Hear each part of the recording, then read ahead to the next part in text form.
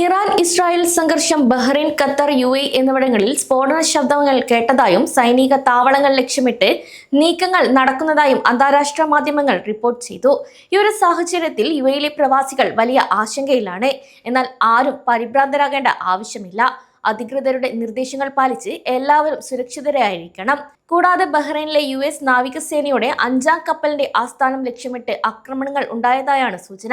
ഇതിന് പിന്നാലെ Bahrain, Abu Dhabi, Qatar എന്നിവിടങ്ങളിൽ സ്ഫോടന ശബ്ദങ്ങൾ കേട്ടതായും റിപ്പോർട്ടുകൾ പുറത്തുവരുന്നുണ്ട്.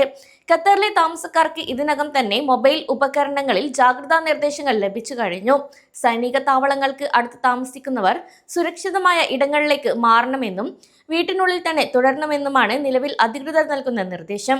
കൂടാതെ കുവൈറ്റിലും സമാനമായ രീതിയിൽ സൈറണുകൾ മുഴങ്ങുന്നതായും സ്ഫോടന ശബ്ദങ്ങൾ കേട്ടതായും റിപ്പോർട്ടുകൾ പുറത്തുവരുന്നുണ്ട്.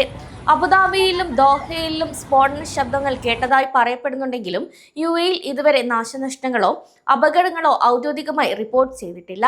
സംഘർഷം കണക്കിലെടുത്ത് UAE അതീവ ജാഗ്രതാ നിർദ്ദേശം കൂടെ നൽകിയിട്ടുണ്ട്. മുൻകരുതൽ നടപടികളുടെ ഭാഗമായി UAE വ്യോമാതിർത്തി ഭാഗികമായി അടക്കുകയും ചെയ്തു. വിമാനങ്ങളുടെയും യാത്രക്കാരുടെയും സുരക്ഷ ഉറപ്പാക്കാനാണ് ഈ ഒരു നടപടി. കൂടാതെ UAE ആഭ്യന്തര മന്ത്രാലയം സ്ഥിതിഗതികൾ 24 മണിക്കൂറും നിരീക്ഷിച്ചു വരികയാണ്. കൂടാതെ എല്ലാവരും വീടുകളിൽ തന്നെ തുടരാൻ നിർദ്ദേശവും നൽകി. കൂടാതെ അത്യാവശ്യമായി ആരും തന്നെ പുറത്തിറങ്ങാൻ പാടില്ലെന്നും കൂടാതെ സൈനിക താവളങ്ങൾക്ക് അടുത്ത് താമസിക്കുന്നവർ കൂടുതൽ ജാഗ്രത പാലിക്കണമെന്നും അധികൃതർ നൽകുന്ന നിർദ്ദേശങ്ങൾ പാലിച്ചുകൊണ്ട് ആവശ്യമെങ്കിൽ മാറി താമസിക്കണമെന്നും അറിയിച്ചിട്ടുണ്ട്.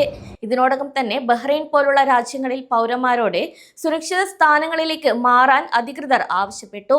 അത്യാവശ്യം വേണ്ട മരുന്നുകൾ, വെള്ളം, ഭക്ഷണ സാധനങ്ങൾ, പവർ ബാങ്ക്, പ്രധാനപ്പെട്ട രേഖകൾ എന്നിവ അടങ്ങിയ ഒരു ചെറിയ ബാഗ് കയ്യിൽ കരുതുന്നത് നല്ലതാണെന്നും അറിയിച്ചു.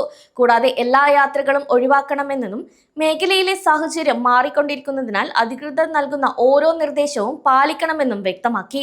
സൗദി അറേബ്യയിലെ പ്രവാസികളും ഇതൊരു സാഹചര്യത്തിൽ അതീവ ജാഗ്രത പാലിക്കേണ്ടതുണ്ട്. സൗദി വ്യോമാതിർത്തിയിലൂടെ കടന്നുപോകുന്ന വിമാനങ്ങൾക്ക് നിയന്ത്രണങ്ങൾ ഏർപ്പെടുത്തിയിട്ടുണ്ട്.